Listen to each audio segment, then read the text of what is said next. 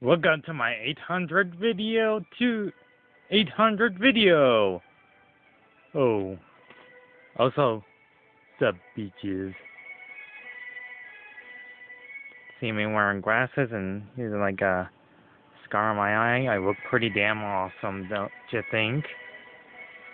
Today I'm gonna review another kids movie. That's not Disney, but close to it. I'm talking about the Rugrats movie in Paris. I think last channels ago I did a review of the first Rugrats movie. I might review that or not, but I think it's time to revisit that old classic 21st century, 2000 movie to celebrate its 2001st anniversary. Rugrats in Paris. To make sure I will not make this review longer as it seems to be, and you can clearly see on my glasses on what the movie is, which makes it totally gnarly, man.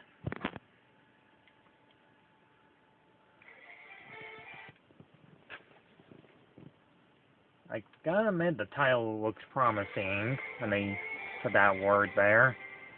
Until we get the word Rugrats 2, or that they like The Godfather. Those of you remember watching The Godfather before? Yeah, it's not a pretty sight. I don't know why they would put this in a kids movie, but they prefer to this one, The Bobfather. Angelica is obviously the leader.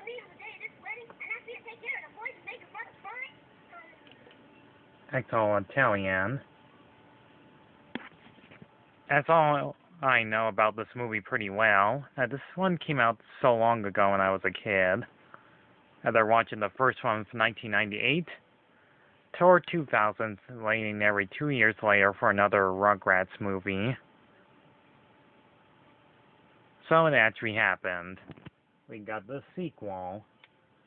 And then wait nearly another couple of years later, we get like Rugrats Go Wild.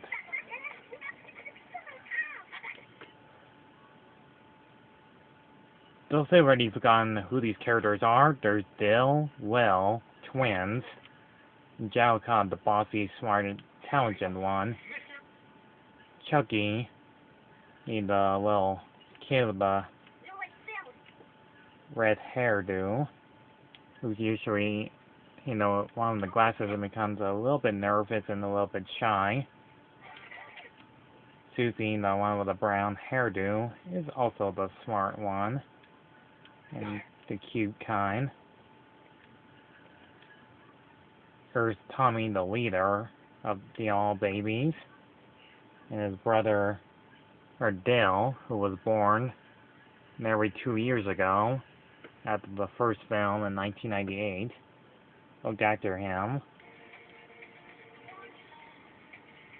Now in this sequel, Chucky feels left out without a mother. So yes, this movie's basic plot is about Chucky getting a new mother, which sadly, those of you already watched the original Rugrats episode, know that Chucky's mother passed away a long time ago, and it's truly the saddest part. First of all, Chucky's mother's hair was brown. Red color, not brown color, but if they haven't watched the original show, it's pretty much depressingly sad. It makes me feel bad for Chucky that he lost a mother a long time ago, that she's no longer around. And thanks to Stu, who's the inventor, helps out Chaz, aka Mr. Finster, to find a new mother. And there's a place called Paris, French, and we get introduced by Madame Coco, who's the leader of amusement park, with her henchman Jean-Claude, and their lovely assistant, I'll let him say it.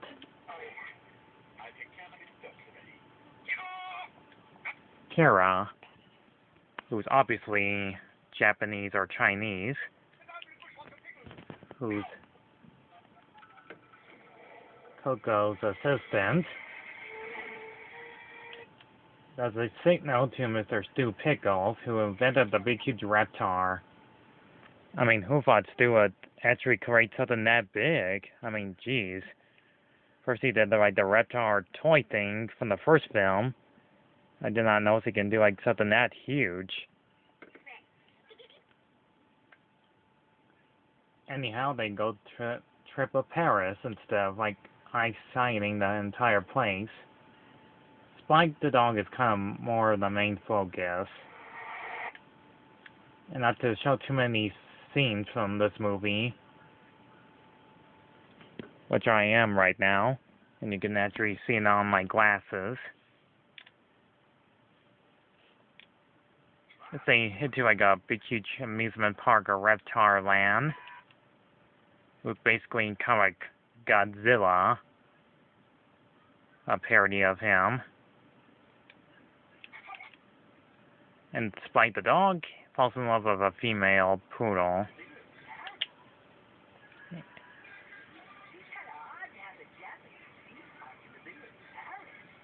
Yeah, I agree with him.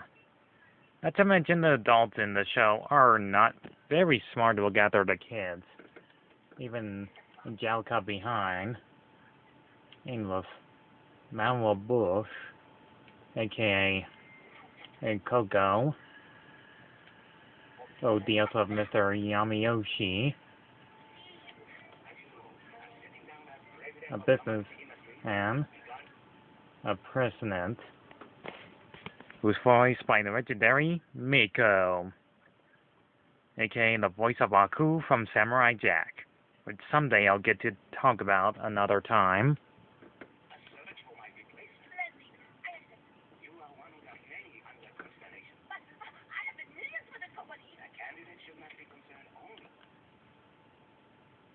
And yeah, you heard that right. And a businesswoman like herself that owns an amusement park, you want to make sure brings happiness and joy to children. Yeah, right. Anyhow, when Angelica gets caught red-handed and has no choice but to make sure her man Coco will marry Chucky's father so she can become the president. Which is all the riches he has, I guess. Oh yeah, and there's this scene here. Akira explains that there's reptar, being a beautiful princess.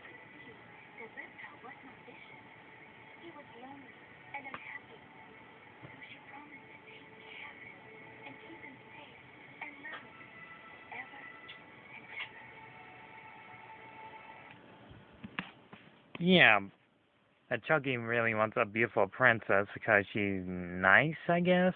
Yeah, it does not explain too much why that's a thing, but that's pretty much the main plot.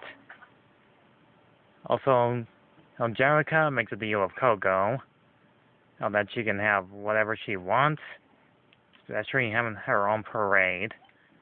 And I know Angelica's kind of mean and greedy, but she does have a heart to care for the babies too when she hangs around them.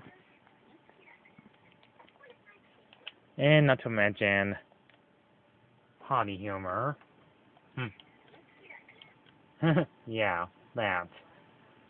Believe it or not, the sumo wrestlers are voiced by legendary Tim Curry, Billy West, and Richard.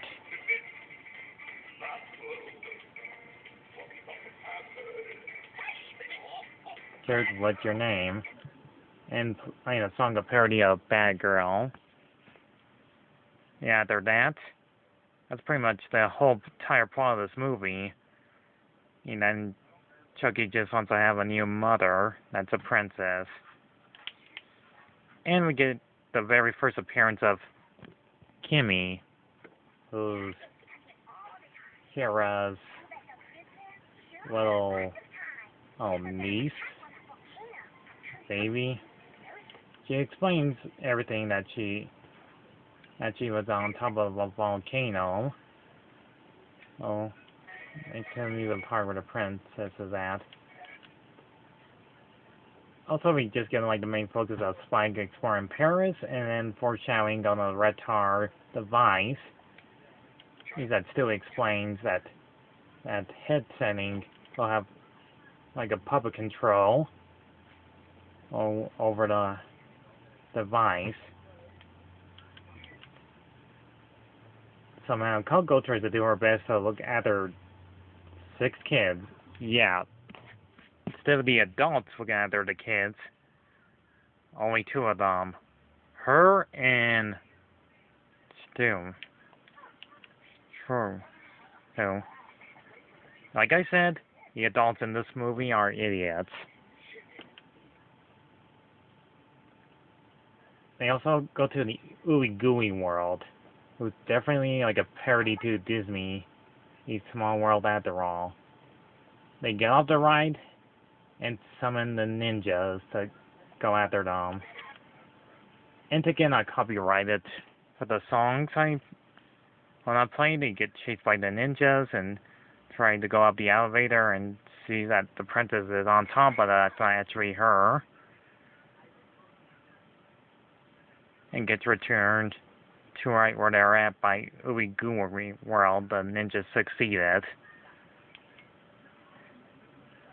And also we get to like this acid trip of a dream, doing the parody of Jackie Chan.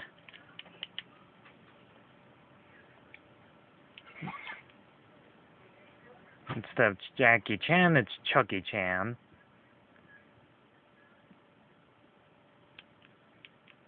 And to wrap things up pretty fast, Coco dresses up as a princess, taking over her place.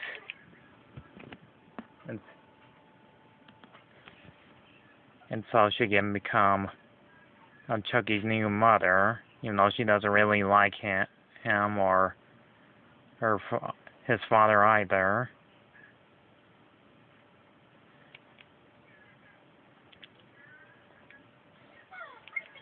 Even Mount Coco sent his henchmen to send them back to the Retar area factory, and Kara could not take it and kicked her out and not ruining her evil plan. And Angelica feels sorry on what she has done, and she spells out the beans that she tells that lady to marry him, and she could not help it. So, they do like the coolest thing possible in this movie. They use the giant Retar robot to save the day. Well, Jean-Claude, that Mount Coco's henchman, tried to stop them with the giant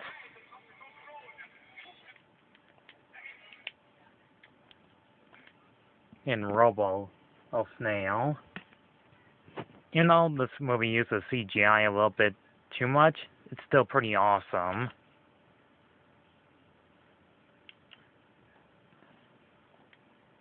Oh yeah, and there's like this baby poem, but well, skip that too. To this movie's credit, the animation still looks pretty great. It has like wonderful voice acting,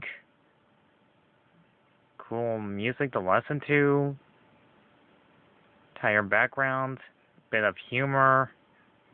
It's still one of my most favorite movies I watched so many times. I find this one a little bit better to Rugrats Go Wild movie.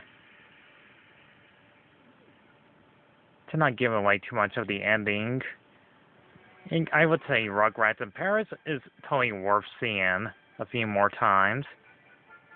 It's sad. it's very emotional at times. It still holds up after their 21 years. I'd say it's pretty much worth seeing. And again, the characters are still as they were nearly 20 years ago. They still are to this very day. I mean, if you're like a huge Rugrats fan, you might enjoy this one a lot more than I did. The sequel is so much better than the first one. I had fun talking about this one next to the first one. I give Rugrats in Paris a solid 8 out of 10. It's really that good. Sure, it does have like a few problems that the adults are dumb, and the most likely toddlers are a bit smarter than them, but I just love how the movie has the main focus of Chucky being a main character. And on the first film, he's kind of like a secondary character, that he does need help from his best friend Tommy, that's been around from him since 1991. Nearly 9 years. Years later. The film will still hold up well for kids for a very long time.